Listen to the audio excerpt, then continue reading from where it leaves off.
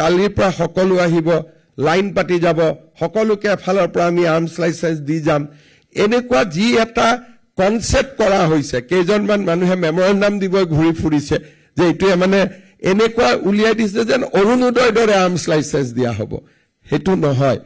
so all DC and all SSP will utilize this power with full sense of responsibility যদি misutilized হয় it will be their responsibility it will not be the responsibility of CM or DGP or Chief Secretary this is a religious neutral scheme বহুত মানুহে ইয়াক ৰিলিজিয়নৰ প্ৰিজমেদি চাইছে this is a religious neutral scheme খালি indigenous Indian citizen হ'ব লাগিব বা আমাৰ original inhabitants of Assam হ'ব লাগিব গটিকে this is not a যে আমি হিন্দু মানুহক দিম not that এজন খ্ৰীষ্টিয়ান মানুহৰ লাইসেন্স পোৱা যোগ্য এজন মুছলমান মানুহৰ লাইসেন্স পোৱা যোগ্য যদিহে তেওঁৰ তিনিটা প্ৰজন্ম সেই অঞ্চলত বাস কৰিছে he has to be there for 3 generation অৰ্থাৎ তিনিটা প্ৰজন্ম থকা মানুহখিনিক আমি দিম and so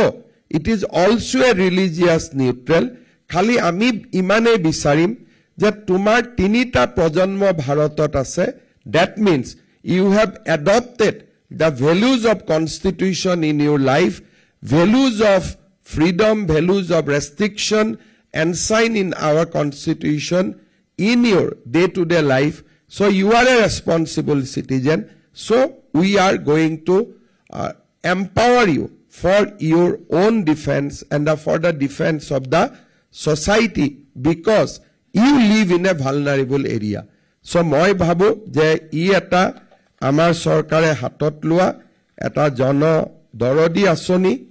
will not compromise with law there is no question of giving en masse janeke ami orunodoy bitoron koru kunubai jodi bhabe je ami arms license bitoron korim tenekwa dhonor kotha nohoy we are a responsible government most of our deputy commissioner and district commissioner and SPs they are responsible officer and they will exercise this power with the full sense of responsibility out of politics this is a political neutral scheme that is why moi hokolo DC co-district commissioner everybody is on VC today so that বাতৰি কাকতত উলুৱাৰ দৰে মানুহে message এটা নলয় যে কালিৰ পৰা সকলো আহিব লাইন পাতি যাব সকলোকে এফালৰ পৰা আমি আৰ্মছ লাইসেন্স দি যাম এনেকুৱা যি এটা কনসেপ্ট কৰা হৈছে কেইজনমান মানুহে মেমৰেন্ডাম দিব ঘুৰি ফুৰিছে যে এইটোৱে মানে এনেকুৱা উলিয়াই দিছে যেন অৰুণোদয়ৰ দৰে আৰ্মছ লাইসেন্স দিয়া হ'ব হেতু নহয়